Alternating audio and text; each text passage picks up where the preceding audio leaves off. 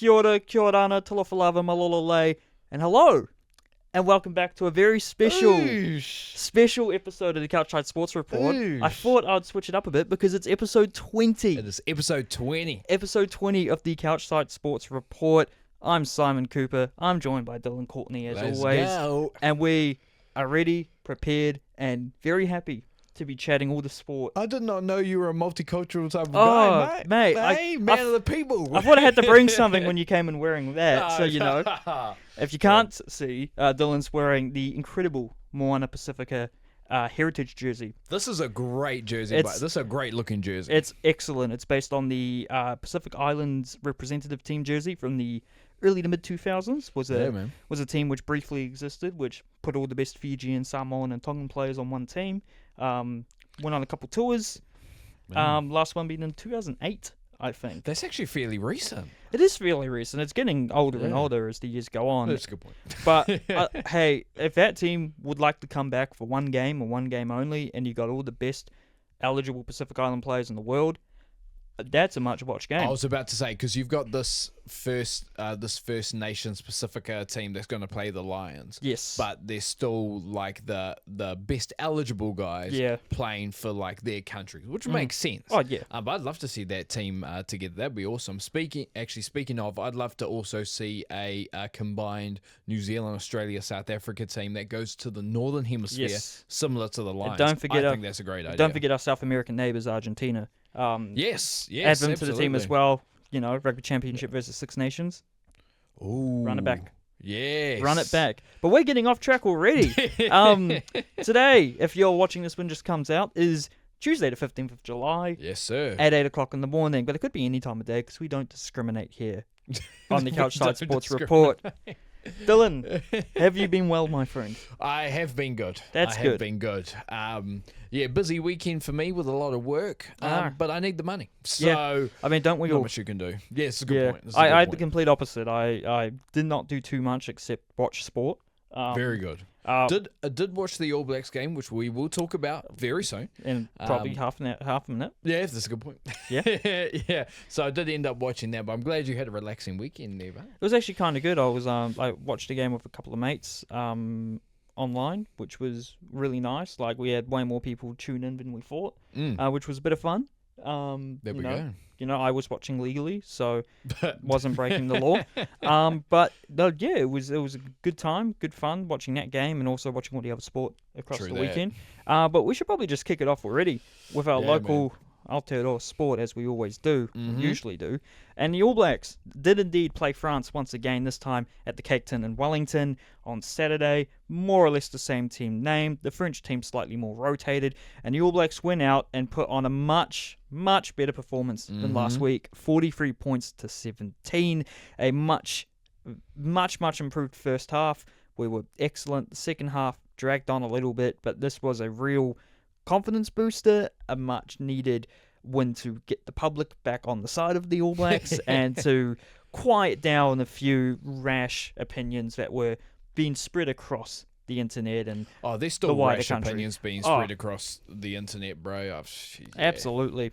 But it was a brilliant game to watch. I was way more excited when we were playing this game well than I had been in an All Blacks game in a very long time. I think just the result from last week not being what we were expecting and this week being so much better, and also, you know, trying to capture that feeling of the All Blacks just being an unstoppable team at the end of the day, which you can't have everything in life. And being raised in the 2010s as a New Zealander has definitely probably spoiled me more when it comes to my regular rugby viewing. Yeah, true. But Dylan, this game. Yes, sir. Your opinion on it? I assume you're in the same boat as me. So I thought it was an excellent first half. Second half, yes, dragged along and wasn't too bad, and I am concerned because that's a thing that's translated from last year, where our second halves were not very good. Those are going to need to change, if not very soon, before the next World Cup. But with that being said, it was awesome. First of all, whoever I'm pretty sure he's new, our new line-out coaches, needs a raise already. I think that might be. Is that not Jason Ryan's? No, area? Jason Ryan's a scrum, isn't it? Is he the scrum? Because I knew he was the forwards. I assumed that. Yeah, I'm pretty sure he's a scrum guy. But whoever came in, shout out to Razor too for this one, bringing in the new line-out coach. Done a fantastic job. And I think also the old strat of starting 3 locks does help. Yes. And I think we see it in real time that it helps, and it doesn't really let down, at least the player we picked the blindside, the rest of the team. Yes. I think we have to, if we're going to talk about the forwards to start everything off with, we have to credit where credit's due. Both Patrick Tuipulotu and Fabian Holland played very well together. Excellent. Which is true. Good for many reasons. It means Patrick Tuipulotu still got it as an All Black. It means Fabian Holland can play with another lock and still be very, very good. And it also means that, going back to Fabian Holland, he's a for sure guy to have in the team because it's his second ever test and it's his second 80-minute performance at 22 years old, having moved here from the Netherlands at 16. He's just an insane talent. I think I said that if he ends up reaching 100 caps for the All Blacks, I wouldn't be surprised. He's got a lot of time to do it. A lot of people online are saying he's captain material. I think they stem that from, how he got here and what his journey's been. And look, if he ends up being an All Blacks captain, I'm not saying no. I think it'd be really cool to have someone from that background, come over specifically to the best place in the world and a lot of people's eyes to play rugby. And It proves we have depth at lock. Absolutely. That's what it proves. And this is without Sam Darry, who had a great year last year, hoping to have another great year next year after being out with an injured shoulder. Patrick Tuipulotu came in and played the role that Scott Barrett usually would, played it extremely well. Also at the same time, Fabian Holland just looks like he's going from strength to strength. That dude's involved in everything. Yeah. For a guy that's 6'8", that big, that dude's making every tackle. He's getting involved. Yeah, he's getting involved in every breakdown. He's always there. That's an excellent thing to see from a youngster. He was doing well last week, and he was doing just as well this week in that regard. And then obviously Tupovai, usually a lock and probably our best lock. Yeah. Again, probably his best performance. Well, he's only had 2 at blindside, but this was for the All Blacks at least. But this is definitely a great performance from him. He actually got involved in the breakdown, which was great to see. I know he won at least 1 turnover from memory. He was just a very, very good player. Yeah, and that's what he is. He's an excellent just rugby player in general. And I think he also proved in this game that the athleticism to play 6 is there. He has always been athletic, don't get me wrong. I mean, look at the try he scored. It's the second game of the year, but that's try of the year so far. But he's proving that he's athletic enough to, when blindside has to cover, let's say number 8 runs out or number 9 runs out of the scrum, he's athletic enough to cover over there. He's proving that with this French side. Hopefully he continues to prove that because it's helping our line out extremely to have 3 locks. But I think that's what went wrong with Scott Barrett playing at 6. Scott Barrett is a great player, but not the same athlete. No. And hopefully, Tupou Vaa'i can keep showing that athleticism, because having him at 6, at least with this French team, has been great. And I'm sure if it carries on like this, we'll see it in bigger games against Argentina, Australia, South Africa, and into the Northern Tour. So, absolutely. As long as he continues to prove he has the athleticism at 6, I have no problem with him being there. And I also think, very importantly, something we have struggled with in the past with our blind sides is that he is very disciplined. You do not think he's going to be someone who's going to make a stupid decision and cost, the team a penalty in the crunch time period, or is going to, forget how to tackle all of a sudden. You see that happen with the All Blacks with blindsides for some reason. So it's very reassuring to see that. Obviously, Ardie Savea still played out of his mind at open side, as he has been. Leo Willie still solid at 8. I think he's still very much warming that jersey up for Satiti when he's back from injury, but we'll see what happens there. And then coming off the bench, we saw Kirifi back in action. I'm going to talk about him. You're going to talk about him? I'm going to talk about him because here's the thing with Kirifi, and I know he's a much-loved guy. He's an excellent character and played very well this year, but you take a risk with playing Kirifi, and I think you saw some of that this week. Look, Kirifi's a jackal master. Yes. He's excellent at doing it, but the other side of that is he takes the risk every single time. And when you're playing Super Rugby, it's a little bit different from when you're taking that risk in international rugby, because it's different sort of refereeing, first of all, and he was there complaining, I can't lie, a little bit too much. At the same time, it's also, the players, let's be real, the players are better in international rugby. So I think Kirifi's going to have to bring a little bit more discipline, but not take away from the player that he is. That's the big thing with him. And I actually said this earlier on in the year with Kirifi, is that if he's not going to be an All Black, it's because he plays slightly undisciplined. I think you saw a little bit of it there. But in terms of the backs in general, I thought Rieko Ioane and Billy Proctor both had better performances. Yes. At Billy Proctor at 13, Rieko Ioane at 11, scoring a try in the corner. I thought they played a little bit better. Especially once again, Billy Proctor, very active type of player, and as the game went on, he started to get more active. And I think I messaged you and said that at the start, I was like, I didn't see anything that Billy Proctor did that Rieko Ioane wouldn't do. Yeah. And I still somewhat believe that. But having the ability to have Rieko Ioane on the wing, who has been an excellent wing in the past, hopefully he can continue to find that and have somebody solid enough in Proctor to play that role at 13 is quite the luxury. So Yeah. yeah. And I think it was a brilliant game from Rico in particular. His passing was very good. That's the one thing I caught. He was like, he's offloading the ball pretty much as soon as he can, and he's passing it well. Yeah. And I was very happy with that. A little bit of a redemption performance, because I don't think he was terrible last week, but I think a lot of people were still, why is he being selected, blah, blah, blah, craziness. Like he wasn't starting in a World Cup final 2 years ago and hasn't been one of the best players on paper based on pure ability for the All Blacks for a long time now.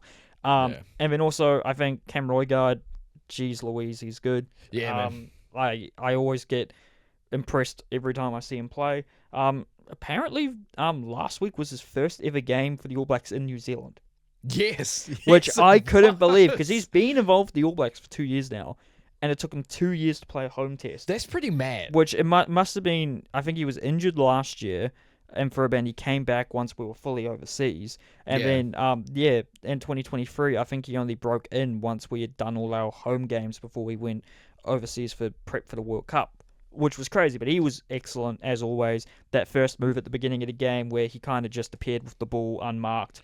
Oh, that was, into the try. Once again, excuse me. Shout out to the line-out coach. Yeah, that was really good. I think that's going to kill a couple of teams this year if they don't know how to. You see what South Africa did though? Yeah, we'll talk about that later. They didn't just do one thing; they did two things. Yeah, they did. They did two things in their game against Italy this weekend, which I couldn't believe when I watched them online. I was like, "You got to be kidding me!" But we will talk about. That. But the All Blacks do get the 43-17 win. We do. I would like to see in the next game a better second half. Yes. But what I think you'll see is also a slightly more rotated squad. Yes. In my opinion. Before I talk about that, Tavatawa Nawai came on. He was all right. He didn't do too bad. The thing I worry with him is with the ball, is he a little bit too one-dimensional? In terms of, I think, and there were people saying, "Oh, he's Martin Onu on steroids." Let's calm down a second here, lad.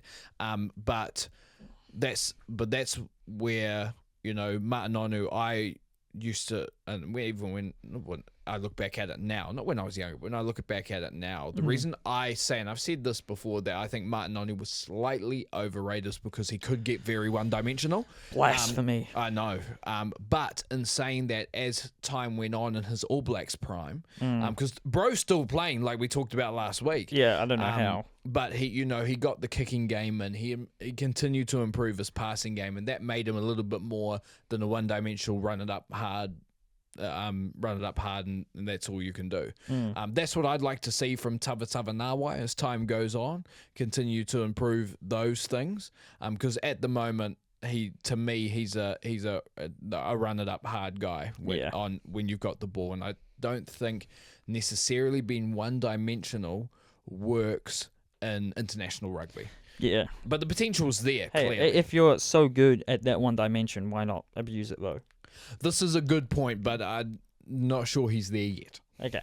I'm not sure he's there yet, but hopefully he does get there because that would be a great player to have. Yeah, and I think just having him, I think partially he was probably a bit shafted in the fact he had to come on for quite a bit of the first half and come off and then come back on as a sub. If he'd come on fresh, I think with 20 minutes to go, I think he would have been, maybe a little bit more impactful. And that's not on him, obviously. That's just on the circumstances of the game when Geordie Barrett has to come off with a head knock and does get to come back on. But looking into next week, I do believe we already know that Tupouva'i will not be playing due to concussion. So that's obviously a loss because Vai's played so well at blindside, but it's not the worst loss in the world. We have players who can cover at 6. Will we see Fino starting? Probably. Could we see Jacobson come back? I don't know if he'd play at blindside. That's the thing. It'll probably be Fino. I'll be surprised if it isn't. And then I'm guessing I'll keep the Tuipulotu Holland partnership on the locks. And we may have to see an injury call up for the locks because apart from because you will just have Blackadder and Kirifi on the bench, and you would only have. Well, you won't have Blackadder. Blackadder's not on the squad. Sorry, not Blackadder. Luke Jacobson. Thank you for correcting me there. There we go. So you'd have Jacobson and Kirifi as your only Lucy's, and neither of them play lock, and neither of Fino, Savia and Leo Willie really play lock. No. I think, Fino last gasp, you'd chuck him in a lock, but I don't think they're going to do that. So you could see Naitoa Akoi, who was training with the squad a few weeks ago, called in his injury cover, but there hasn't been any murmurs of it yet. But a lot of people suggesting he be in the team next week, so we could see that. And there's just other players who haven't been involved yet, but a lot of people would like to see with. We only saw a little bit of Quinn Tupaia in the first test. We've still would only like seen, to see him only more. seen a little bit of Nawai. Caleb Clark, I believe, has been ruled out for the whole series, so we won't get to see him. We haven't seen anything of Ruben Love, which I assume we'll get to see in this next test. I think that's a guy that definitely gets involved next week. I have a small suspicion that Bowden Barrett might get rested for the next game completely, and they might go with D-Mac at 10, and then Ruben Love coming off the bench. Maybe they rest Geordie and start Tupaia, or Leonard Brown might be fit and they want to give him a run, or maybe we want to start Nawai. There's not really any other wingers. They might give Hotham some opportunity, probably off the bench. I think you'd probably keep Roygaard in the squad though because he's just so good. Yeah, very and then true. you'll probably get a little bit of rotation in the props. Hopefully see Tyrell Lomax in some capacity. With the props, we've already seen Ollie Norris, so I don't think that'll change. We could maybe see Brody McAllister. We'll have to wait and see until the squad gets announced, probably on Thursday around midday, as the other two squads have been. So you can look up the All Blacks at 12 p.m. on a Thursday and you'll see the squad. And we'll see how right we were in terms of rotation. But shout out quickly to the absolute unit the French had at tight head prop. My goodness. Yes. Was it Colombo? Was Colombo. that his name? Colombo. Massive lad. Me and my mates were in absolute awe of him. 6'4", 142 kilograms. That's tough. He is a man mountain. That's huge. Although I believe the French fans online were absolutely spraying him because he just wasn't conditioned enough to chase something down, which I don't even remember. Yeah. But that's what happens when you're so big. You kind of can't. Yeah, this is a good point. You can't fault that. This is a good point. But the All Blacks weren't the only national team from New Zealand who play rugby to get a win. The Black Ferns, in their last hit out before the World Cup, defeated Australia in the warm-up game. Well, not warm-up game, sorry. The first game of a double-header in Wellington before the All Blacks game. 37-12. This is their last hit-out before the World Cup, which is still over a month away on the 23rd of August. That's when the World Cup starts, but our first game is Monday the 25th of August at 4:30 in the morning. And I forgot to write down who we were playing, but I think it might be Spain, if my memory serves Well, at least correctly. we know the day and time. We know the day and time.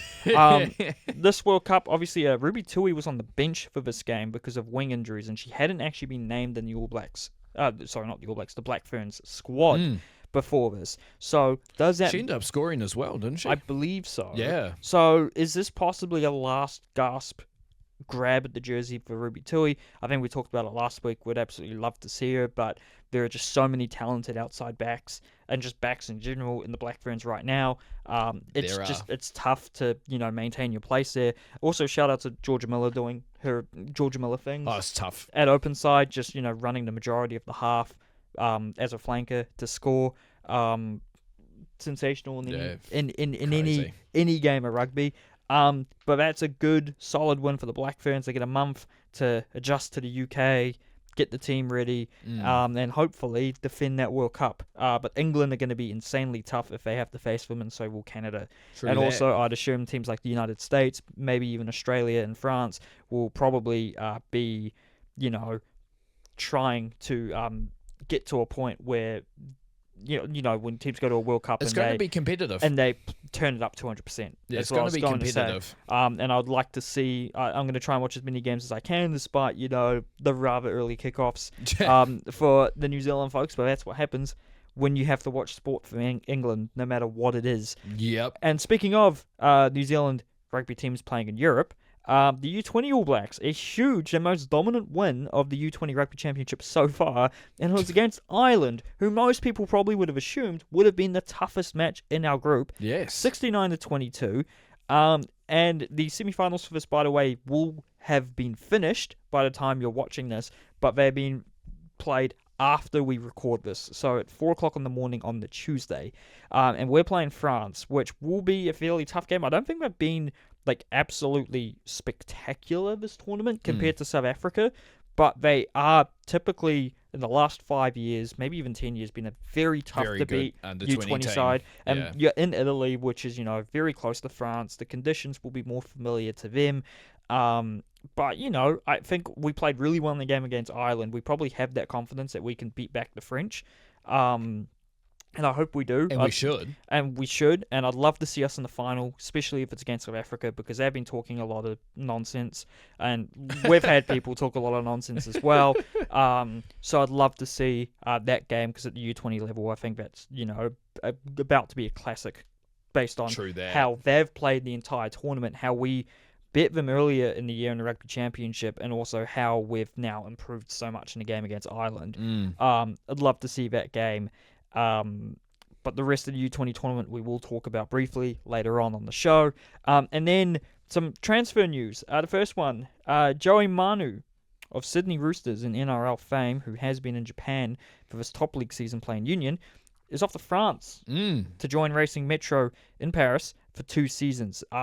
He is ineligible for the All Blacks with this move. He's never been eligible, and he would need to play in New Zealand to be. The fact is his contract will expire in the middle of 2027 when the World Cup is that year. Yeah. I don't know if Manu has done this switch to Union now to be in the frame to be an All Black. Maybe he just, it's not really something he wants to do. Maybe he just wanted to play Union. Maybe it was money based, because he was definitely getting paid a lot in Japan. He will be getting paid a lot in France. And didn't also Racing Metro also sign Taniela Tupou? Yes, they did. Ooh, a lot of signings. A lot of Aussie fans have been hoping that he, because I think the last season or two he hasn't been himself on the pitch. Nah, he hasn't. And I think a lot of the Aussie fans are hoping he is able to, get his confidence back in France, which I feel like there's potential that could be the case. True. But with Joey Manu, he is 31 by the time the World Cup rolls around. So okay. This I was isn't actually just about to ask. This isn't like a case of, there's always the next World Cup in 2031. He probably won't be in the right form or right age, I should say, to crack the squad. Maybe there's a technicality and he can sign for a Super Rugby team for the year after, and because of that he can play in the World Cup. But we'll have to wait and see. Depends how he does in France. He could even get an early release, but again, that's only if he's worth having in the World Cup team. He's only got a year of Japanese rugby under his belt.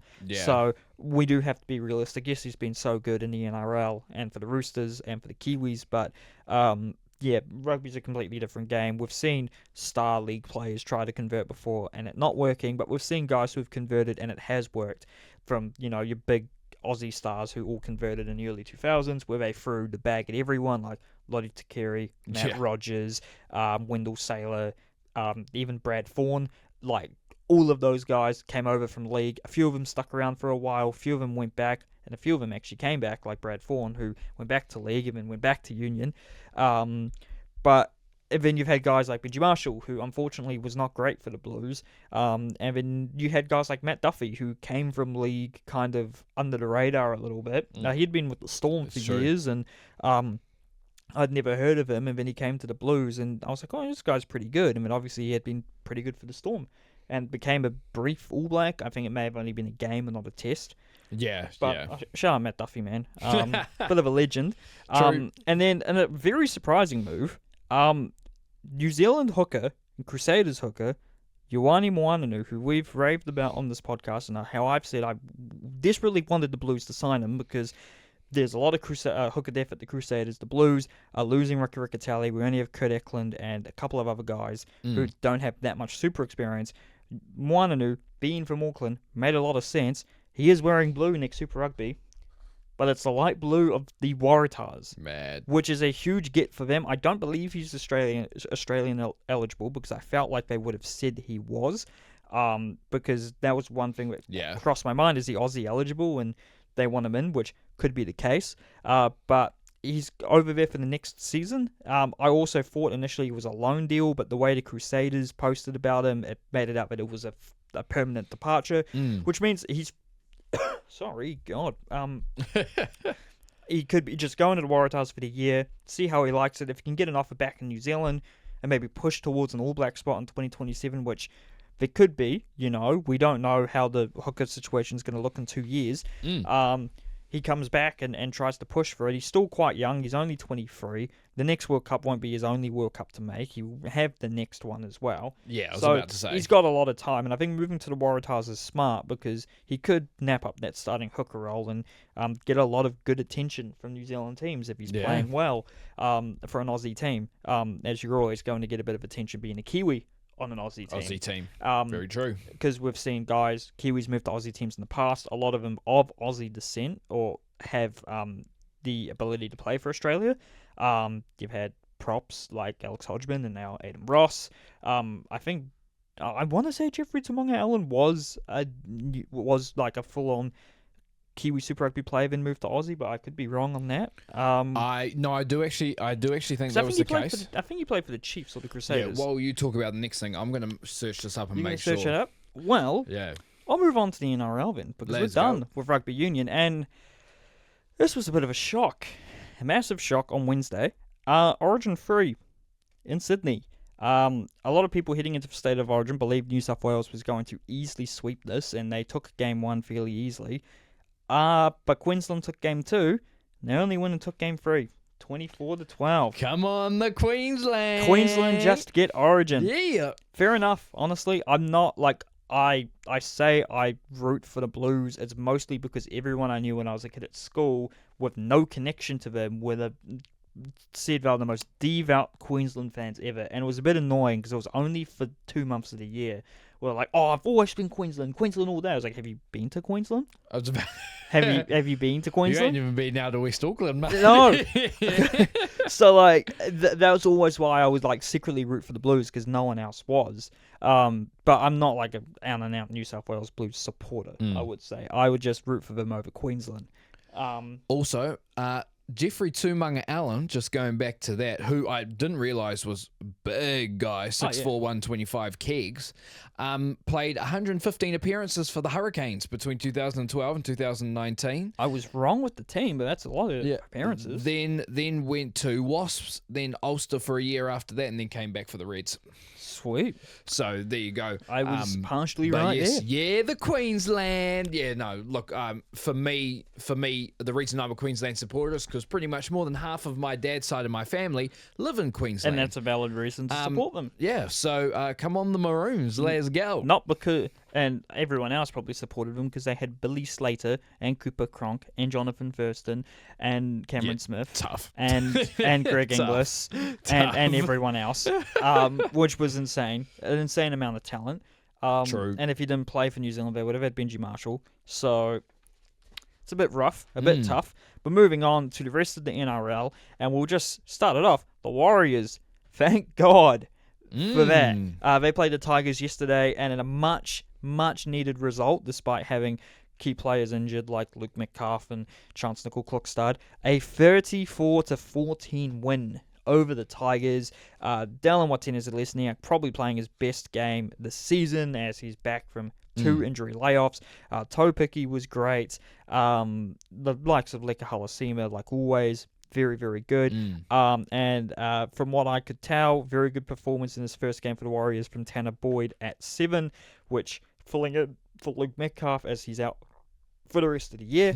Sorry, I've got the bloody burps for some reason. You're all good. But hey, we're all human, mate. We're all human after all. The Tigers did start off the game hot, but then the Warriors came back and were able to put them to bed pretty early. Rocco Berry was good until he unfortunately got hurt again, which has happened a few times already this year. I hope he stays fit. I actually hate saying that people are made of glass. I think that guy might actually be. It's just unfortunate. It is super unfortunate. It's really unfortunate. But yeah, some good performances from the Warriors, a much needed confidence booster, and a much needed game to put pressure on the teams both behind us and above us, as teams below us are playing well and some teams above us are not playing well. So, but we'll talk about that briefly. Did you have a few words you wanted to say about the Warriors? So this morning at work, I was talking to a workmate of mine, big Warriors fan. He watched the game over the weekend. He had some interesting things to say about the game. He did say that, yeah, like you said, West Tigers started hot and then the Warriors got the W after that. He did say that Tanner Boyd had a much better pretty much better second half than he did first. I think there was a little bit, quite a few mistakes in there. But look, he missed one conversion. His kicking was very good apart from that. Exactly. So I think there's definitely signs of like he could be very good at this level. Will he get to what Luke Metcalf was doing before? Who knows? I'm not sure he will get the time to, because Luke Metcalf will come back. I think Luke Metcalf's still fairly young. Luke Metcalf is like 25, 26. Yeah, so still coming into his prime, fairly young. So he'll be back next season. If he keeps up, but if he keeps up that form, that he might have, interest to brew from teams in Sydney. He is Australian Metcalf, that's a very good point. There is that option that he would maybe wants to go back home. Yeah. But Tanner Boyd also had interest earlier this year. I forgot from what team, but they wanted to play him at hooker, which makes sense. But that didn't end up happening. He stuck around, and now he's probably starting for the Warriors for the rest of the year. And it is very, it's well deserved with how he was playing in the New South Wales Cup, which, by the way, we haven't got it on here. The New South Wales Cup team may have made the most incredible comeback. Before I let you finish, it wasn't the New South Wales Cup team. It was the Jersey Flag team. It was the under 21s. But still, the under 21s. Your point is very much valid, because in one of the most insane sporting comebacks I think we have ever seen. Crazy. Down 42-22 with 12 minutes to go. They only go and win it 44-42. So good. That's very anti-Warriors. The Warriors would usually bottle that lead, not win from Hopefully that gap. that culture's changing, man. I think it is. I think you'd find the Warriors culture has been changing for the better for the past, I want to say, 3 to 4 years. But that was also against the West Tigers as well. Yes. The West Tigers, let's just say, because we'll talk about the NRLW after this as well. Yes. Didn't have the best weekend as a whole entire organisation. But I thought it sounded like, I didn't watch it, but I'm pretty sure, Tanner Boyd played solid. Hopefully he can continue to get better. But look, we got a good win, a fairly big win there. It is the West. I hate saying it because I will never make fun. Never make fun of. That's not true. But at the same time, the NRL is the peak. Whoever's playing in the NRL, that's like the top guys. But in terms of the West Tigers as a team in the NRL, the Warriors are playing the West Tigers. They probably should have won that anyway, which they did eventually end up doing by a fairly convincing margin. So we'll take that. We'll take it. They might be 13th, 14th, but on their day, they're a very dangerous team. They have Jerome Luai. They have, forgetting his name, Epicurso. They've got, they got the May brother, because there's a few May brothers. I'm forgetting which May brother it is, unfortunately. But they're a very good team on their day. Also, players like Jerome Buller, and the whatnot. But other games in the NRL, you had the Sharks knocking off the Dolphins 24-12. Dolphins doing the classic back down to close to 10. Next week they'll be back up to 50 points, I'm sure. Bet you they will be. The Knights going down at home 32-14 to the Storm. Tough. The Dragons down at home 24-31 to the Roosters. The Cowboys going down narrowly to the Bulldogs at home 8-12. The Eels a big loss to the Panthers at home 32-10. And then the Broncos a 26-14 win over the Titans. What does that mean? Well, it means the Raiders are still top of the table. They're 2 points clear of the Storm and the Bulldogs. And the Warriors are 2 points behind them in 4th place. Still top 4, can't complain. The Broncos still only 4 points behind in 5th. The Panthers are a point behind them in 6th. And the Seagulls and your Roosters round out your top 8 as a point behind the Panthers. But shout out to the Sharks because they are level on points with the 7th and 8th place teams I just mentioned, the Seagulls and the Roosters. And the Dolphins are now 10th, 2 points behind that Sharks team. Titans still bottom of the table by 14 points. And looking into next week, the Warriors are away to the Knights next Sunday at 6:05 p.m. Big games next week include the Dolphins hosting the Cowboys, the Sharks hosting the Roosters, and the Storm hosting the Sea Eagles. I don't want to jinx it. That's a game you'd probably think the Warriors would win. Yes. But once again, like I said, it's the NRL, man. It's professional sport. It's sport in general. You never know what's going to happen. You never know what's going to happen. And that's very much the case for NRLW. As a league I personally don't know too much about, but trying to get into more and more. I did watch most of this Warriors game we will briefly talk about. Some results all across the board here this week. You had, the Broncos and the Tigers, the Tigers and the Bulldogs playing out a tight game, 12-8 to the Bulldogs. You had, the Roosters beating the Dragons by, 24 points to 10. Then you had the Knights, a bit of a beatdown, not really a beatdown, 26-6 over the Cowboys.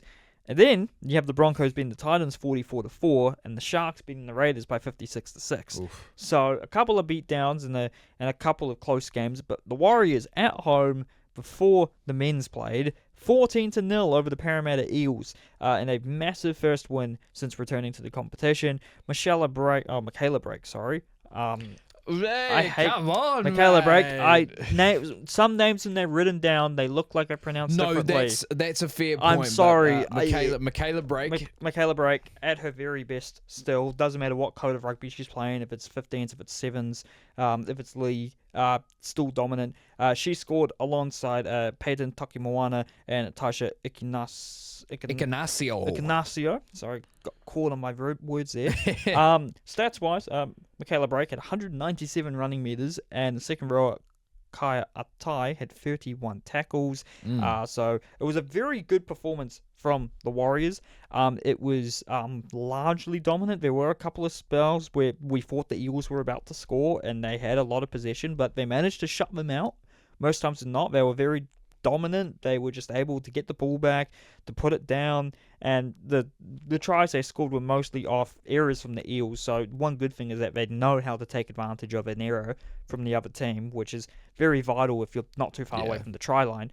But did you have any specific opinions on this game? I'm very glad the Warriors got the W there. Good to get an early season win too. I had it also with the same guy at work I was talking about the Warriors with. Had a conversation about him about the NRLW as well, and you told me this before off mic. It has expanded really quickly. Yes. So you may see some results where it's like the Sharks and the Raiders 56-6, just because it's catching up one, but also you've got to have the investment there, and the teams that'll do well probably already have the investment there. Probably the teams who have been in the league for a couple of seasons now. Yeah, exactly. There was only, I believe, 4 or 5 teams in the league 5 years ago. Now there's about, if I just do the math by looking at this, 12 teams in the comp. So it's expanded very, very quickly. It has. So there are going to be some teams which are definitely not on the same level, but once they get that exposure and that regular playing experience against people who've been in the league for a lot longer, then that skill gap's going to hopefully go down a little bit. And you see it in men's league when they expand either rapidly or a couple of teams at once. There is a little bit of a skill gap between those newer teams and the older teams. So it's all a very natural thing. Yeah, very true. And unless they just continue to rapidly expand, which might happen, they might try to get all the NRL teams involved into the NRLW, but over time it will, correct itself naturally. That would be very cool. If all the NRL teams could get a team into the NRLW, that couple of big teams who aren't in the league. Off the top of my head, Panthers aren't in it. The Rabbitohs aren't in it. The Storm aren't in it. And they kind of get off this because they've only existed for a little bit. The Dolphins are not in the league. No, we're holding the Dolphins accountable, bro. Nah, Come on. we can't hold them accountable. Not for this, at least. I want to say the Broncos are in the league, but I can't see the Broncos are. They beat the Titans 44-4. Ah, yes, cool. I wasn't looking. But yeah, you're right. Like, wasn't looking properly. Hopefully, I think it's just for the benefit of sport in general. Oh, absolutely. They get teams in there, but I think it's going to be a slower process than people think. So for all those NRLW fans out there, be patient. Your league will continue to build. Oh, it's going and I'm to. sure you'll get those teams in there. And can I just say, speaking of NRLW building, all over my TikTok reels, I am getting like top 5 hottest NRLW players and stuff. But it's all at the top of every list is always, for some reason, I hope I'm saying his name right, Isaac Lumilumi. Yeah, Lumilumi. Cracker, bro. And that other guy from the Sharks who had a pretty nasty bust up in the game recently. Is it McInnes? Something Cam like McInnes? that. Something Yeah. along those It was lines. like one of his teeth was missing. Yeah, He was banged up. Like, I know. It's meant to be funny. I think it should be like the top 5 most attractive like NRL players, like not even just like specifically NRLW, but they start off with like the well-known NRLW players, and then it goes to like your very, very handsome men like Lumi. Yeah. So, you know. Outside of the males, though, it is always Miss Tyra Watanabe, who plays for the Women's Warriors. So for some reason, on top of these TikTok reels, so she's always there. I mean, let that go viral, and I do think you could turn that into NRLW going viral and becoming a bigger league for the right reasons. Yeah. So I think that's just like, I'm not saying the only way, you know, the NRLW is going to get better is if you say, oh, look, our players are so hot, because it's not the point. That's not the point of professional sport. Professional sport is, you know, how good we're playing, but, you know, in another way, attention is good attention. It's in a way. Yeah. You don't want all of your relevancy to a league like being about how attractive the players are. I see someone on Twitter was talking about the WNBA and I don't know what player it was, but posted a photo like, this is why I don't watch the WNBA. And everyone in the comments was like, oh, so are you watching the NBA to, you know, pleasure yourself to LeBron James? They're crazy. Yeah. It's exactly. Oh, so you only watch the NBA because you think dudes are hot. Yes. Yeah. No. Yeah. Like. But yeah. Like and come on. Yeah. Like there's two sides of it. It's something rugby union is currently trying to improve on, is having that social media side as well as the game coming along. And I'm sure NRLW will find that. Well, NRLW is already nailing it, I think, with their own media game, because I see all of the big plays. I watched Warriors women's game, but I saw all the big plays on TikTok as well. They're really on it socially in the NRL, and there's obviously hits, bro, tough. Carrying on to the NRLW as well to see that social how they market the game work out really, really well. Yeah. And I think more and more people are taking women's rugby league and most women's sports a lot more seriously. Which they should be. Including us here, because we're covering sport. This is part of sport. We're going to do it, and it's really enjoyable to watch. Yeah. I've said this before just to end it off, but it'll be the same with rugby league and rugby union. That when women play each other in those sports, bro, I swear it gets more physical than when guys play it. Because I think the lack of a kicking game in the women's game means that you're most likely just going to have people running it. Yeah. You know, because that's the easiest way to progress the ball. Yeah. And you get some massive hits, you get some massive line breaks, and some just overall great players. And that Warriors team that won on the weekend are away to the Knights next Sunday after the Warriors and Knights men's teams play. So they'll be hoping to get a win there. The Knights did beat the Cowboys 26-6 this week, so they might be one of the tougher teams in the comp. Yeah. And then we're going to move on to the NZNBL. Crunch time, playoff time. Let's go. I'll pass it over to you, because the first result was one you were very, very hyped for when it happened, and I was quite hyped for you. The rest didn't go necessarily the right way, but Dylan, would you kick it off with what happened in the elimination finals and in the semi-finals of the New Zealand National Basketball League? Let's go, the NZNBL. So actually, hopefully the NZNBL, they're building their social media presence as well, so hopefully that can come along in this country, and then who knows when you're going to get a viral moment.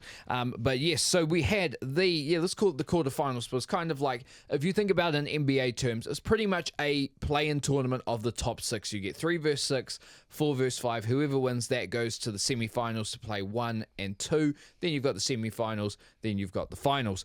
So the first play-in game, my Tauranga Whai, the 6th seed, they got in by pretty much a long shot. Yeah. Having to have a few teams lose. They played the 3rd seed Taranaki Airs, who pretty much set up shop at that 3rd spot quite a while ago.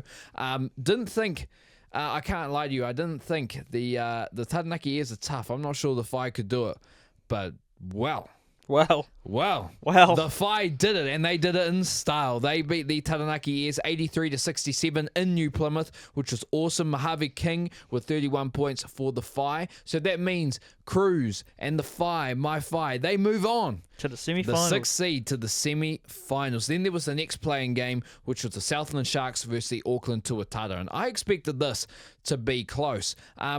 Turns out it did not go that way. No. The Sharks beat the Auckland Tuatara 91-75, and both teams came in hot. Yeah.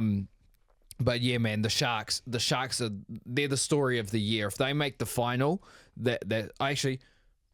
Spoiler alert! But if the Sharks make the final, it's an awesome year anyway. Just seeing how far they've come up, and I haven't mentioned this guy's name yet, because Keelan Boone and Josiah Alec, I might actually run through this as well. Just won MVP of the league. Did see that, which was very awesome and well deserved. But those two, as imports, have been holding it down in Southland and Invercargill. But Caleb Asbury, the other import, he came to play too. He dropped 35 and 10 assists for the Sharks against the Tuatara and sealing that there 91-75. Then we get to the semi-finals, where the number 2 seed Canterbury Rams play the 4th seed and the winner of one of the play-ins, the Southland Sharks. It was a Southland Classic, and what happened? Did the Rams win? No, they didn't. And not only did they everybody in Auckland's breathing a sigh of relief. But not only did they lose, but they got beaten quite convincingly by the Southland Sharks. Southland Sharks beat them 101-82. The Rams did not have a very good end to the season. No. The form just went off a cliff. Yeah, it kind of, I think they peaked a little bit too early, and sometimes that's just sport. You got to peak at the right time. You just got to maintain it, you know? Yeah, absolutely. Maintain that's a hard thing to do. So the Southland Sharks go out there and upset the Rams. They are into the grand final. What a story, like I said before. And then the number 1 seed Wellington Saints in Wellington play my Tauranga Whai. Can the Tauranga Whai pull off the upset and get to the grand final? Can we do it? Will they do it? Will they do it? Yeah, unfortunately they won't do it. When I was watching the live stats of this game, my mum was giving me updates as this game was going along, similar to how you would surf. It was the rugby. Oh yeah. So I need to have a chat with your mum. Oh, is she taking over your spot? No. Just we have to both. We both go through the same struggle, so I think we'd get along. Oh my god! Yeah, I'm sure you have to do updates for Dylan too. Oh, tell me about it, guys. I'm sorry, I have a life. I know. Oh, see, voice crack. But the Wellington Saints, just especially in the second half, just too much class for the Tauranga Whai. They win 93-68. Cruz did top score for the Tauranga Whai with 16 points, but it just wasn't enough for an excellent Wellington Saints team, which sets up for next Sunday at the most accurate time of 2:40 p.m. Very accurate. The Wellington Saints will play the Southland Sharks. It'll be, I'm going to presume, in Wellington. Since they've been playing home and away games for these finals. What should be in Auckland? And that's, facts. But it's Saints, Sharks, nevertheless, is going to be an excellent game. Yeah. And I'm going to go for the underdog on this one, man. I'm hoping the Sharks can pull it off, but the Saints are an excellent team. Shaylee, Isaiah Liafa, Nick Marshall, who I can't remember if he's an import or an Australian, but it was an excellent player. He won a couple of awards as well. Yeah, that's going to be an excellent final. I'll definitely try and watch that for sure. Yeah, give me the Sharks. But I'm hoping the Sharks will win it, man. I'm hoping the Sharks will win it. I'm on the same boat. I'm rooting for the underdog, Southland Sharks. Get Come in there. on, the Invercargill, baby. Come on, Invercargill. Yeah, because the Highlanders ain't helping. No. And unfortunately, they barely play in Invercargill anymore. Yeah, this is a very Have been good there point. once in my life. On the summer of 2014-15, 14-year-old. I was there in about January, and no joke, the sun did not set until about 11:30 p.m. because it's that far south. We were walking down the main streets, downtown Invercargill at 9:30. It was so bright, but no one was there, and the only place open for dinner was Subway. So me and my whole family at 9 o'clock at night, but it's fully bright outside, eating Subway, the only people in the Invercargill area, because no one's there in January. Obviously, they've gone to Queenstown or Wanaka or somewhere a lot nicer than Invercargill. But I did also say to you before that if Cruise and the Tauranga Fire ended up getting into the final, which they would have had to play in Invercargill, I would have tried to get down to Invercargill.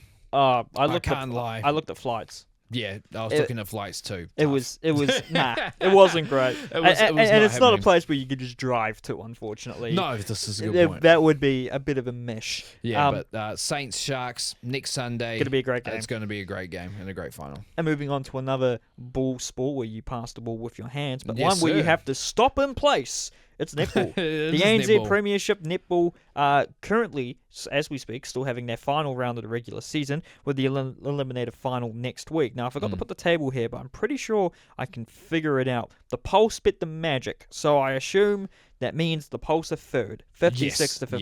Yes, and it was close. Very close, a 2-point win. Unfortunately, it means the Southern Steel, who are playing when we're recording this tonight, are not in finals contention. They'll play for pride against the Northern Stars. Great that story, result, though.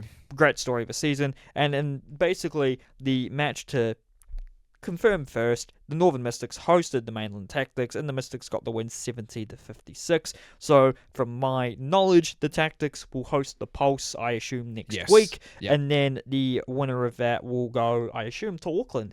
And honestly, if we're not doing anything, we probably need to get our butts to that game. This is a very good point. To an ANZ Premiership, whether it's it'll probably be like a Saturday or Sunday afternoon. I know you're usually a working man on a Sunday, so we'll have to see how it lines up for you. Very true. But I feel like that's a game we need to go to. Yes. As sports fans, and I've never been to a Mystics game, and I am from real Mystics territory. I'm from Te Atatu, for crying out loud. Facts. They play just down the road in Henderson. So and I used to work at Mystics games. so So wouldn't be your and first Stars rodeo. games actually. And Stars games. Yeah, man. So Need to. so it wouldn't be my first rodeo, but yes, we definitely have to get to that game. But I'm actually going to get us into the next one.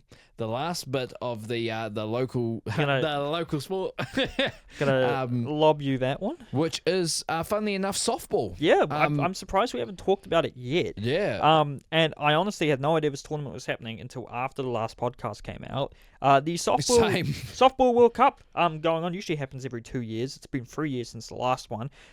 We hosted it last time, did not do too well and finished 8th. For context, we are the best performing team at the Softball World Cup in its history with 7. And Yes. after some mixed results in this tournament, we made it to the final, which was played today in Canada against Venezuela. Unfortunately, Yeah. we didn't get the win. Ah, But Venezuela, they beat us earlier on in this They tournament. did. Venezuela, if you don't know, are a fantastic baseball nation, so it only makes sense for them to be good at softball as well. It's their first World Cup, so congrats to them. Always good to see new teams win new tournaments for the first time.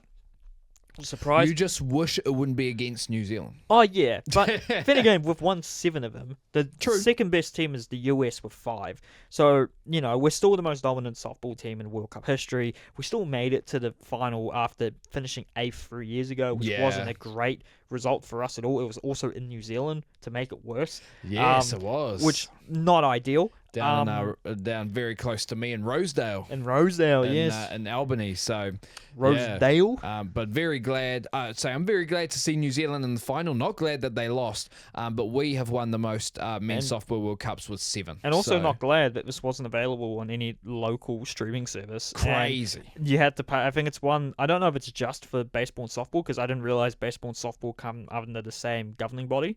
So the same people do the World Baseball Really? Classic. Yeah, it's the WBSC. I World didn't know that. Baseball I didn't and know- Softball. I did not know that. I didn't know it too. I was like, wait, no, this is WB. Why am I on the baseball website? Oh no, the results are here. I mean, to be fair, they are the yeah. only real differences between the sports is that the softball ball is bigger and they play 2 less innings. Yep, and they have a So- smaller pitch. I think so. Yeah. I think so. And unfortunately, softball just isn't really played by men in America because they did the whole, we're going to make the easiest sport to play for women. And then it just stuck and they never changed it, which is Yeah, unfortunate. hey, Which it is is. unfortunate because it undermines international softball Yeah.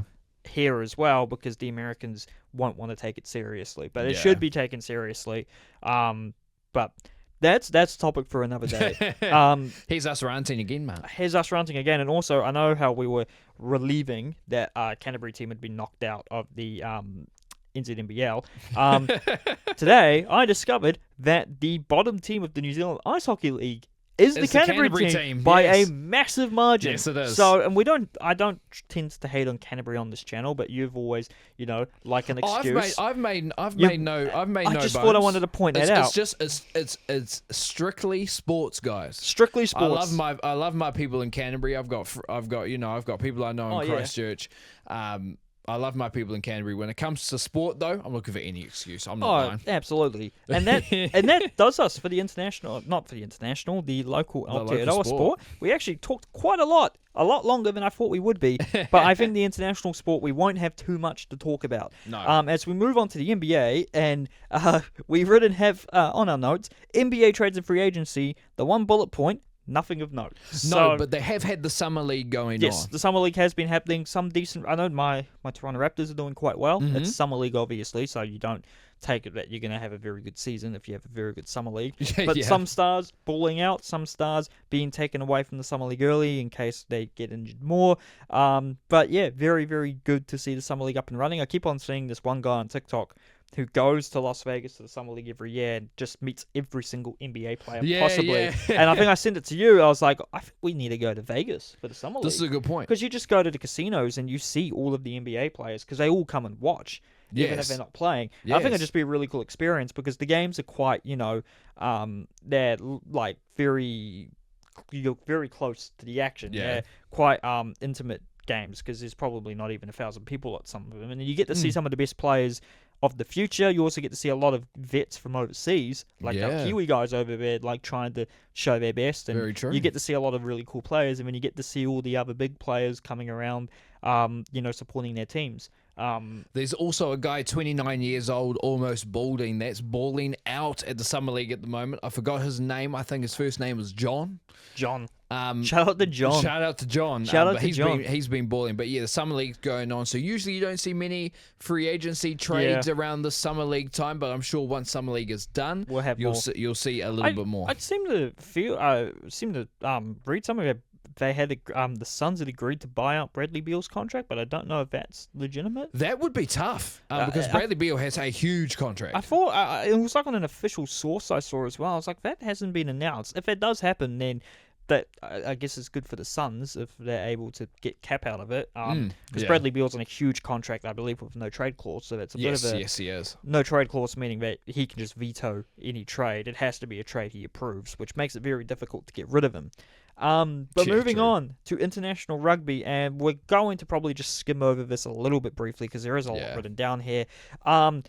British and Irish Lions, tour is still going on. They played the Brumbies midweek and won 36-24. And then quite possibly the biggest letdown and disappointment international rugby match of all time took place in Adelaide, where the AUNZ Invitational team lost 48-0 to the British and Irish Lions, a That's team tough. the whole concept had been ridiculously hyped up since this game was announced a few years ago. The thoughts of Richie Mo'unga and Aaron Smith rolling out for this team with a whole bunch of underrated players from New Zealand and Australia, and we had some good players in this team, We did. but it just didn't work out. It was not a great game. Marika Koroibete, every time I saw him try to do anything, didn't look like he could do anything, which is unfortunate because he was an amazing player when he played in Australia. For the Wallabies. And when I saw him play in Japan last year, when I went to the top league final, it's now the Japan Rugby League 1 final, he was still very good for the Panasonic Wild Knights. So it was a shame to not see him at his prime in a game against the Lions. But Shannon Frizzell played well, from what I could tell, but as well as you can in a 48-0 drubbing. I think the only issues were the team didn't have a lot to train together. Yeah. That's the thing. But sometimes the Barbarians are the same and they pull off big results. But this is a super team of Lions players, even if you think the Lions are overrated or underrated, depending on what you're saying. they're still a good team who've Yeah, been you're still training together. combining 4 nations' best players. Very close to each other, and they've already been on this tour for a couple of weeks Yeah. now, so they know each other. And also, Yeah. the quality of players was probably not as high as most people were expecting. I think some people were holding up hope that top Wallabies and All Blacks, who were playing internationally, would maybe get to play, maybe more on the Aussie side, and then just all the best non-based New Zealand guys. But it didn't happen. I don't think they should bury this concept for the next tour. It is a great concept. I think they just need to tweak it. Not Yeah. tweak it to make it so we have an unfair advantage, but try it again. And Yeah. maybe, hopefully, we do better than lose 48-0. So I watched this whole game as well. I watched most of the first half, and me and my mates got so bored, we turned it on to cricket. Yeah, so I actually watched this entire game. Jesus. I watched this entire game. I know it says 48-0. Yeah. And yes, it was a thrashing. Yeah. But you could see the disconnection with the invitational team. Yeah. Like if they had had maybe a couple of games practice against somebody, I think that result goes a little bit differently. Absolutely.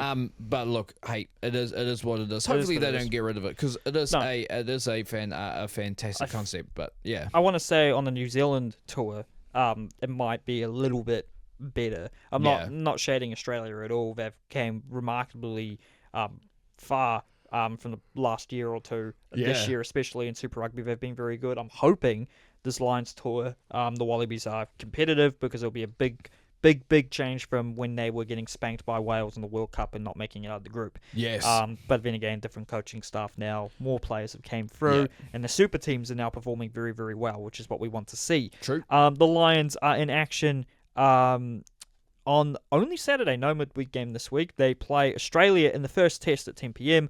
Much watched game if you can. Should be a very good game, I'm hoping. Their last midweek game is next Tuesday against the First Nations Pacifica 15, which we briefly mentioned earlier. Yep. That full team got announced. It is only Australian players. There's no eligible New Zealand players. Okay. So I know there was people talking, the New Zealand guys will also be involved, but it's strictly Australian players of First Nation and Polynesian descent. Still, some familiar players in there. Hopefully they can put up more of a fight than the AUNZ team did. Yeah. But moving on to the other games, I'm going to skip a few of these. Fiji beating Scotland in Fiji 29-14. Big for Fiji. That's Fiji's last test of the mid-year tests, but Scotland are away to Samoa at Eden Park next Friday. Yes. Are you free on Friday? Oh, let me think about it. Actually, I don't know if I'll be free on Friday. But Actually, no, I won't. I do have a family dinner Friday night. Bummer, because Unfortunately. I know there's cheap tickets available I to was that. about If you to want to say. watch a game of rugby on a Friday night, go to Eden Park, probably get a $40 ticket or something, probably cheaper, and you get to watch two international teams who aren't New Zealand play, True which that. is really cool. And then Japan versus Wales. Could Wales beat their 18-game winless streak? They did, unfortunately. 31-22. And I don't say unfortunately.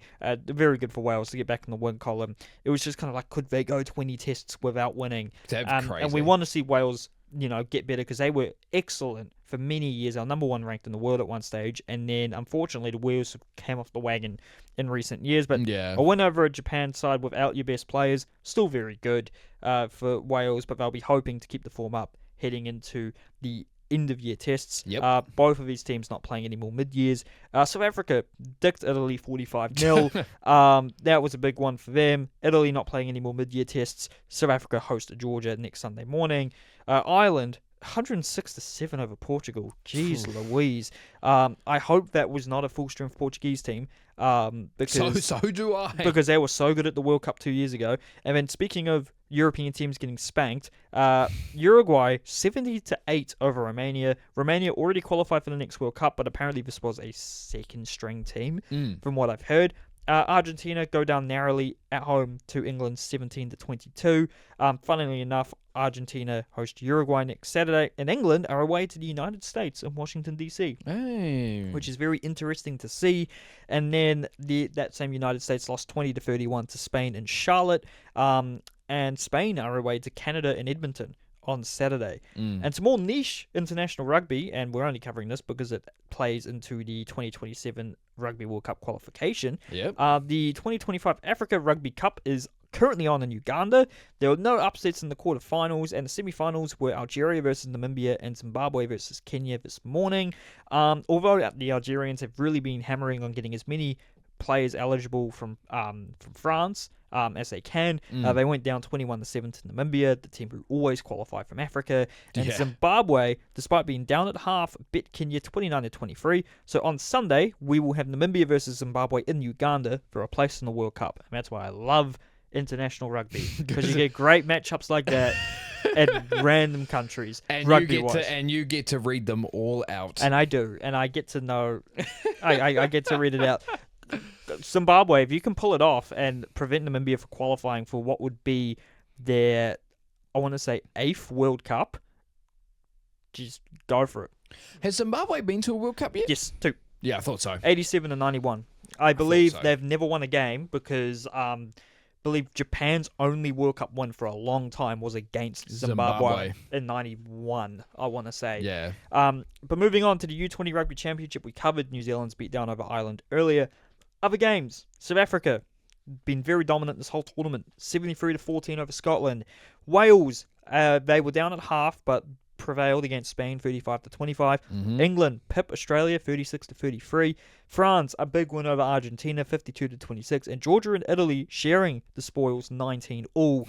In their game, I think the Italians would have been hoping they could get the win there after beating Ireland earlier and only going down by New Zealand by just a little bit. Semi-finals, which will be played on the morning of when this podcast comes out. You have England and Wales in the 5th place bracket, alongside Italy and Australia. So one of those games will go play for 5th, the losers for 7th. You have Georgia playing Spain and Ireland playing Scotland for 9th. The losers will go into the 11th place final. And then you have the semi-finals, which are France versus New Zealand, which will be a very tough game for New Zealand, as the French have been very good at youth level the past 5 to 10 years. But hey, New Zealand have been very good at this tournament. And then South Africa versus Argentina in the other. I expect South Africa to probably win this one. Although you never know about the Argentinians. They love a good upset in any form of rugby. And they've been getting better at under 20 level as well. Oh, they have been. But I'd love for us to win this game against France and to play South Africa in the final, because that's just going to be an absolute clash of a lot of talent. Big facts. But I think a lot of people want to see. And I think this is rounding off the international sport is the football, which it's mostly transfers this week. But the Club World Cup came to an end this morning after the semi-finals were on. Last week, Chelsea beat Brazilian side Fluminense 2-0. João Pedro, recently signed from Brighton, scored 2 bangers on his debut for Chelsea against one of his old clubs in Fluminense. Then PSG absolutely destroyed Real Madrid 4-0. And the other semi, setting up a Chelsea-PSG final. Most people had PSG winning this very comfortably, being the best team in the world this season. Chelsea, all right in the Premier League, nothing spectacular. Did Chelsea win the Conference League as well? They did win the Conference League. Obviously, being a Premier League team with as many players as Chelsea was a bit of a cakewalk for them. But Chelsea, 3-0 in the final against PSG. Man. Cole Palmer with 2 great goals. João Pedro getting a goal as well. It's Chelsea's 2nd Club World Cup, as they won it back in 2021, I want to say. Or maybe it was 2022. So Chelsea, Club World Cup champions. Massive win for them. Will give them a lot of confidence heading into the Premier League. They're in the Europa League because they won the Conference League. And so, or maybe they're in Champions. I don't know. No, I think if you win the Conference League, I think you go to the Europa League. I'm pretty but sure I was thinking maybe they finished high enough on the table. No, they didn't.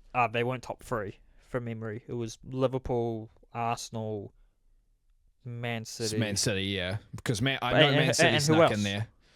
No, actually, it would have been Chelsea. Was it 4th? What, you know what? You can keep talking about these. I think Chelsea, you can talk about these Chelsea transfers. are in the Champions League. You can talk about these transfers. I'm looking up the table. In European news, Crystal Palace have actually been demoted to the Conference League from the Europa League after winning the FA Cup because they share the same owners as Lyon, who are also in the Europa League.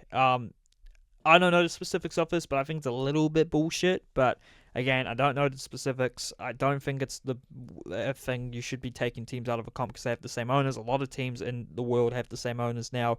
So Forest, for now, have taken their place in the Europa League, and Crystal Palace have taken their place in the Conference League, but it will be appealed, so we'll see what happens. Have you found where Chelsea... Nope, keep going. Did they finish 4th? I haven't found it yet. Oh, he hasn't found it. But we have some confirmed transfers and some rumours to finish off the international sports section. Some confirmed transfers. Arsenal Christian Norgard joins from Brentford to replace Thomas Partey for £10 million. Noddy Madueke, I don't think this is officially confirmed, but Fabrizio Romano, here we go. He's joining Arsenal from Chelsea for £52 million. It's a massive move for them, a massive sign that they really do rate Noni Madueke. Mohamed Kudus has swapped West Ham for Spurs for £55 million. It's a big signing for Spurs, a big loss for West Ham. They won't spend this money wisely. They never do. Anthony Elanga has joined Newcastle from Nottingham, a massive loss for Nottingham for £55 million. A huge gain for Newcastle. Huge. And then a football manager in EAFC wonder kid, Rooney Bargi, is off from Copenhagen to Barcelona for a measly £2 million, or €2 million. And I have found it. You found that Chelsea did finish fourth, and I forget there's going to be 6 Premier League teams in the Premier League next season because Tottenham, 6 Premier League teams in the Premier League. Sorry, and they Champions League because Tottenham Hotspur won the Europa. That's right, the Europa League after finishing 17th in the Premier League. Insane. Yeah, insane stuff. But those are some confirmed transfers, and we've got some rumours here. Some of these we've talked about, but now they're going to be announced. The first one being Luka Modric is joining AC Milan on a free transfer, but that will be announced shortly. Looks like Georgi Petrovic, a backup keeper from Chelsea, who I think was on loan at Strasbourg last year, is joining Bournemouth for €25 million. That's interesting for one certain Alex Poulsen, where he will spend the season. We don't know. Hopefully on loan somewhere where he's playing. Real Madrid's Rodrigo is possibly leaving the team. There's interest from the Premier League, including Liverpool. Oh, if Liverpool end up getting him, bro, you kidding me? We'll see what happens there. And Alejandro Garnacho of Manchester United is also leaving the club. Apparently it's done. He's not going back. He wants to stay in the Premier League, though, despite interest from Saudi Arabian teams. Evan Ferguson, talented young Irish striker at Brighton, has been somewhat hampered by injuries, spent the last half of loan at West Ham this season, is linked to Roma. This one's insane. Matteo Retegui. I don't know how to say his name. It's an Italian name. He was born and raised Argentinian striker who had Italian heritage. He scored an insane amount of goals in Argentina for Tigre, and so the Italian national team, desperately needing a striker, decided to call him up a few years ago. This led to him moving to Italy, I think to Genoa, but he went to Atalanta last season and scored 25 goals in Serie A, which is not bad at all. But now he's moving to Saudi Arabia, to Al Qadaish. Qadsia? I don't know, but they're paying €67 million for him, which is ridiculous. It's funny those ones, because most people will be like, why would you leave? But at the same time, he's going to get paid the bag. Yeah. He's not going to have to worry about providing for his family. You're only an athlete for so long, you know? Exactly. Might as well make the most of it. And you're seeing with a lot of these guys going to Saudi to take the money, they're leaving Saudi after a year or two. You know, they've earned so much money, they don't need to be there for long. True. And then moving on, Morgan Gibbs-White is supposedly joining Spurs from Forest. However, Forest are accusing Spurs of illegally approaching Gibbs-White, so we'll see what happens there. Victor Gyökeres is supposedly still going to Arsenal, but this morning it looked like this deal finally looks like it's going somewhere for €63.5 million and €10 million in add-ons. Very talented striker in Portugal. Swedish international, much need for Arsenal. And speaking of Arsenal, their deal for young Valencia centre-back Christian Mosquera is still in the works. Personal terms are done. They just need to agree the transfer fee with Valencia. And Victor Osimhen to Galatasaray from Napoli. Their latest bid was €40 million now, and 2 separate installments of €17.5 million, which apparently isn't too far off what Napoli want. Which, you know, he wants to go there. Make it happen. And then Brian O'Bramo is reportedly still in talks with Man United. But no update on that. And that is all our international and local sport. And I'm going to throw it to you. Are we doing a segment? Of course you would throw it to me. Of course you make me make the decision. You know what? Stuff it. Let's do it. Let's do it? Let's do it. Let's do it. We haven't mentioned here, but there were a number of wrestling events on the weekend from both major North American promotions. WWE had Saturday Night's main event on Sunday in New Zealand, and they had Evolution earlier today. They also had NXT's Great American Bash. And then AEW had, first of all, their developmental or sister promotion Ring of Honor had their Supercard of Honor. And then AEW had All In yesterday, which I actually woke up at 7 in the morning to watch. And you did wake up for it. I did wake up for it. I did watch most of it. It did look pretty mean. It was a pretty good card. You had some great matches. The Casino Gauntlet matches are really cool. It's basically a battle royale, but people come out at random times, and you actually have to pin someone to win it. which is Aye. a really cool concept. Yeah. You had some great tag matches. Anything with Will Ospreay and Swerve Strickland and the Young Bucks, it's gonna pop off. True. And then you had, a great women's match between Toni Storm and Mercedes Moné. And then you had a main event which saw Hangman Adam Page defeat Jon Moxley, formerly known as Dean Ambrose, to win the AEW World Championship and free it from a briefcase that's been locked in for 8 months. No one had seen the AEW Championship on TV for 8 months. Wow. And the fact is because Moxley bit Bryan Danielson, who appeared in this fight to take out people of Danielson's faction, the Death Riders. Yes. When Hangman took the belt out of the suitcase or the briefcase, it still had Danielson's faceplates on it. Aye. Yeah, because they took the title off him straight away and put it away 8 months ago. Wow. So, brilliant little Wow. touch here. I also saw the Wow. return of Darby Allin, AEW guy, who took a lot of time off, I think, for injury and also to climb Mount Everest and then come back. Really? Yeah, he wanted to climb Everest, and so Tony Khan let him go to Everest and take there you time go. off. Fair enough. And, because it's funny, because mid through the match, they played a clip of him on top of Everest, like, telling Jon Moxley to go fuck himself, which was really funny. But we're going to move on this relation into, we're going to do, instead of guess the app, well, these aren't athletes, but specifically, we're playing guess the wrestler. Yes, sir. And do you want to set the I will set a little bit of rules. the rules, because there's a lot of wrestlers we could go for. Yeah. I'm thinking a time period, and they probably worked for WWE in that time period. Okay, yep. So we're going to go WWE. Yep. And the time period of... Oh, we're going to go... Do I go early 2000s or I go late 2000s?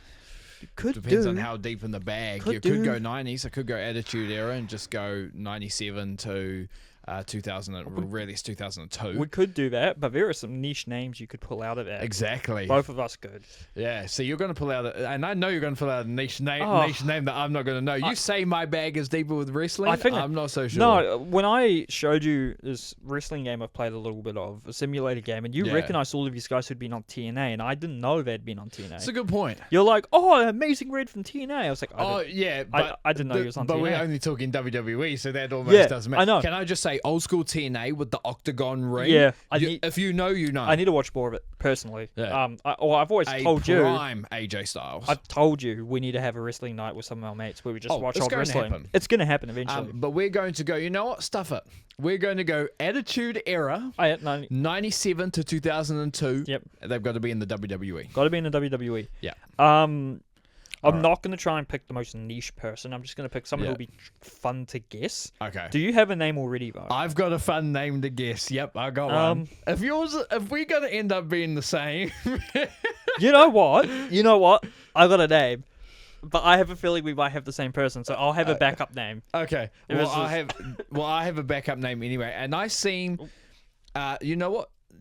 Do you want to guess first? I'll guess first. Go for it. So I think we'll do what we usually do when we do guess the player with 10 questions. I'm going to sit up like a proper human. 10 questions, and then we get 3 guesses. Yes. These 10 questions are hopefully going to go quite a long way. Yes. And so my first question. Yes. Is this a male or female wrestler? This is a male wrestler. This is a male wrestler.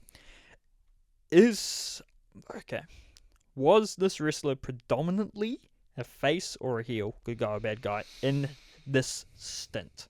Predominantly face. Predominantly a face. Cool. So, like Simon said, face meaning good guy, baby face, heel meaning bad guy. Yeah. Carry on. Cool. That's super. So he was a male face. Not like there wasn't a lot of male faces in the Attitude Era. Was this person notable for being in a certain stable? Or no, they weren't. They weren't. Okay, so maybe in a tag team, a little bit of a loner. Maybe were in something and it wasn't of note. Were they in a tag team though? No. Okay, so predominantly a singles. Yes. Predominantly a singles competitor. Was he a WWF champion? No. Oh. No, he wasn't. God. So this is where I'm saying, have I gone? I'm thinking, have No. I gone too Did niche? he hold any other singles championships? I think he may have, but Okay. if he did, it was not noteworthy at all. Okay. 6. Keyword may have. I might actually double check it after May have. this. Yeah, it's a But good. if he did, it's not noteworthy. It's not major. Okay. So that's 6. Predominantly a face, male, not really anything of note. God, have you just gone for some random jobber? No, I would not. I would not call this guy a jobber. Okay. Oh, actually, you know what? Do you want to use that as your question? Oh, If yeah. you use it as your question, like, is he mid card or not? Oh, Something along oh those yeah, lines. sure. Oh, can I ask you specifically what card, or do I have to be like, is he this card, yes or no? Nah, I think we have to keep it yes or no Is it, because I think it'd be too. Yeah. Or was this person considered better than a mid card? No. Okay, No. so that's 7. No, I don't. Did this person have any runs of note in other promotions? No, they didn't. Oh actually. God! So it's just a It's just a it's just a dub guy. yeah, it's just a dub guy. Jeez. It's just a dub guy. God. Yeah. But yeah. Yeah, Yeah. this is a tough one. Yeah. How's those 10 questions going? Well, I got 2 left, and this is like I don't really have a gauge on this at all. I definitely think you'll know this name though. Yeah, I probably would have heard of the name at least. Is he white? No. Oh, okay. And we're throwing that out there for the internet. Okay. That's going to No, sorry, that it does help. No, hey, you know. Last question. Context, people, context. Yeah, come on. Ooh. Did he have like a very like well-known like gimmick? Yes, Okay, that he did. he did have Actually, I'm not even going to say in my opinion. Yes, he did. he did have a well-known gimmick. He did have a well-known gimmick, yes. Okay. I got a few names which I don't think fully match what you said, So which it could be. Yeah, so we got 3 guesses. Okay. The only one I think I may have got wrong is the championship one, but like I said, if he did, they're not anywhere, they're Okay. not of note. First name of note, is this Rikishi? No, Rikishi, I believe, was an Intercontinental Champion at one point. I don't think he ever got the WWE belt. No, he didn't. Fantastic character, and when he was with Too Cool, Yeah. crack up. That was just the first name which came to my mind. Yes, but it's not Rikishi. The next one I don't think is him because he didn't really have a gimmick, but he fits all of that perfectly. Go on. Okay, way left field here. Is this Taka Michinoku? Great pull of a Is name. it? No. Yeah, no. Fuck! I was hoping I got that from the depth. You're absolutely wrong. God, that's a great pull though. that's a pull and a half. Yeah, even I couldn't remember that name until you finished it. I was like, oh my god. So I don't think it'll be his teammate then. Oh, he was in a bloody tag team or stable now I think about it. Funky's on a roll. Now, why am I singing Brodus Clay? Oh God, you're distracting They're me. pulling you This off. is my final guess. Mm. So like 97 to 02, not white. Yeah. But But like I said at the end, very well known gimmick. very well known. Because I know if I went very well known gimmick and I said it was a white Oh, guy, I is reckon you this- would have gone Gold Dust. Is this Mabel? Oh, For another Cicero? pull? You're absolutely wrong again. Yeah. Okay. My Do you want to like slowly give hints and see if I can guess it? Yep. So he had a very what's it called? A very well-known gimmick. He was a very cool guy character. Okay. Very cool guy character. If you have watched anything in terms of wrestling outside of wrestling, like on social media, Yeah. he is very good friends with Mark Calloway, the Undertaker. Oh. He's been on his podcast. I think it's called 6 Feet Under. Oh. Great name for an Undertaker podcast, by the way. Obviously. Friends of the Undertaker. Yeah. was actually in WWE prior to the Attitude Era as a different character before different characters. Yep. Before he became this character that he's definitely most well known for. Very common thing in wrestling. Okay, I'm going to. This might be too much of a reveal. A big part of his gimmick was coming out with a lot of girls. Oh my goodness! It is a guy of many different gimmicks. Yes, but this to me was his best one and You his most popular one. Have gone with the Godfather. I have gone with the Godfather. Formerly known as Papa Shango and a Yes. whole bunch of other nicknames. Yes. That's a great pull. Yeah, I man. feel like this one, this is a good one. The Godfather. I'm not going to go like what the Godfather Yeah. says. I'm not saying that on No. here, but fantastic character, Okay, man. I've Fantastic got my character. guy because we don't have the same person. Okay, So when you're ready, Dylan, okay. let's go. Let's go. Well, the first one I'm going to say, is it a male or female? It is a male. Is a male. It's male. Okay, there we go. Was this male was this male a WWE either heavyweight or world champion? No. No. Okay, so we're going to niche on it. Was he known as a giant or That's a great question. yeah, was he known as a giant? He was not known as a giant. Okay. That settles it down slightly. Oh, I reckon it's going to be a name that I'm not going to be able to pull off. Was he part of a tag team? He's been a part of many tag teams Okay. in the WWF/E. Okay. Yeah. But But not, he in the Attitude Era, he was. so not a world champion, not known as a giant. Part of many a tag teams. Yes. Would you consider this guy a jobber At this time? at this time, Yes. or on his in the Attitude Era. In the Attitude Era. Not he wasn't brought in to lose. Like I think. Okay. I'll say he was probably a lower mid-carder Okay. at this time, maybe a mid-carder. Okay. Okay. Very good. I think there was 4 or 5 questions. I don't know. Yeah, so it was 5. It was 5. Cool. Okay. Ooh. Okay. I don't know why. There's a name that keeps running through my head, but he's part of a tag team, and it wasn't multiple tag teams. It was one. Okay. And I say a multitude of tag teams. I think, one he's probably most well known for, but then a couple which are like parts Okay. of his career. Was his now he's part of multiple tag teams. Yes. Was he part of a big stable of the Attitude Era? No. Okay. Well, I don't believe so. Okay. Damn it! That takes away. Yeah. That takes away a little bit. How many is that? 6. Six, yeah. Okay. So went through multiple tag teams. Attitude Era. Ooh. Nah. He's part of a too big a stable. Okay.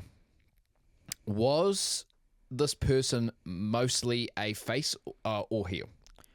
Yeah, it's a good question. In the Attitude Era, Yes. I don't.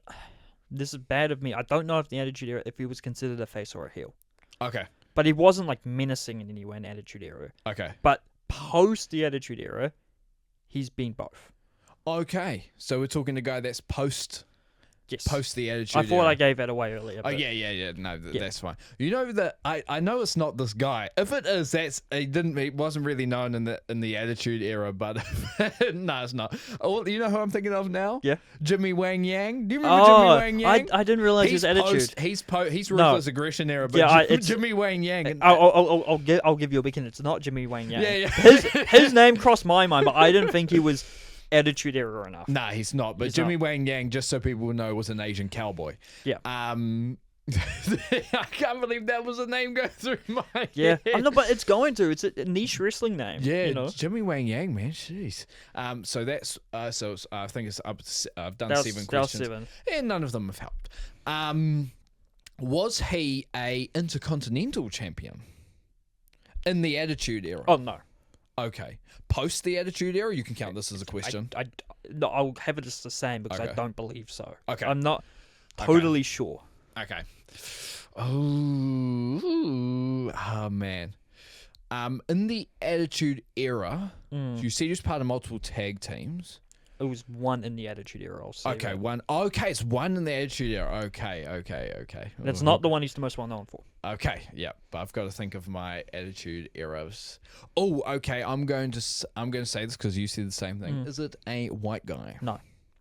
Okay, I think I might. Ooh, okay, yeah. One more question. Okay, one more question. But you said the tag team he was most well known for was not in the Attitude Era. No, it wasn't. Okay, I could actually think of some tag teams after that point that got quite big, but I also can't think of any at the moment. But I've got one more question. So, okay, was this guy big at another promotion before the WWE? I'm going to be nice to you. Yes. Not before, but after. Ooh. Oh my God, no way. I think he might have it. No, I don't think I have it. Nah. I've got three oh my God, this is a voice cracked. Yeah. Clip it. No, I don't. I've got three guesses. I'm going to go with one. Yeah. I'm going to go with one. And I'm not sure. I think if you don't get it, you'll beat yourself up. But yeah. Is it Mr. I'm gonna have a guess out here because I know he's been involved for a really long time in wrestling. No way did you just pull Ron Killing's R-Truth. Is it? I pulled K Quick himself. Oh my God. First guess, Dylan. That's brilliant. I went with the guy currently known as Ron R-Truth Killings. Yes, man. But in the Attitude Era in 2000, made his WWE debut, I believe, was K Quick. I don't think people know how long. I'm going to call him R-Truth because that's why I know him. Yeah, R-Truth. I don't think people know how long R-Truth has been, and he's been in wrestling for time. 25 years at least, more I think, but almost 30 years. Yeah. Came into the WWF as K Quick, was put on a tag team with Road Dogg. Yes. And he went to TNA. Road Dogg ended up in TNA, and alongside him and Conan, they founded their little faction tag team in TNA. Then he went back to the WWF as R-Truth many years later, where he wasn't actually recognized as K-Quick for a while. And then he turned heel with The Miz around 2011. Yes, he then did. Turned face. The Awesome Truth. And he's been in tag teams, like I said, with Road Dogg, with The Miz, briefly with Dolph Ziggler when he was R. Ziggler. And he's been, Do you know, because that was, I still remember watching it. It was hilarious. I think this was back in 2013 when there was The Miz and Mizdow. Oh, yeah. Do you remember that time? Vaguely. Yeah, so The Miz had Damien Sandow as his stunt double almost and called him Damien Mizdow. Yeah. So for a tag team match, that's where Dolph Ziggler came out with his own stunt double, which happened to be Ziggler. Ziggler. And I think he's been in other tag teams before. He's obviously not been an Intercontinental or WWE or F champion, but he's a 50-time 24/7 champion, which was a bout which existed for a while. He's been a genuine tag champion as well. He has. So he has, man. Recently as well. So he's one of those underrated guys, and I don't think fans appreciate enough this about wrestling. Yeah. Like, you've got big guys in the Attitude Era. You've got Stone Cold, The Rock, Undertaker, Kane.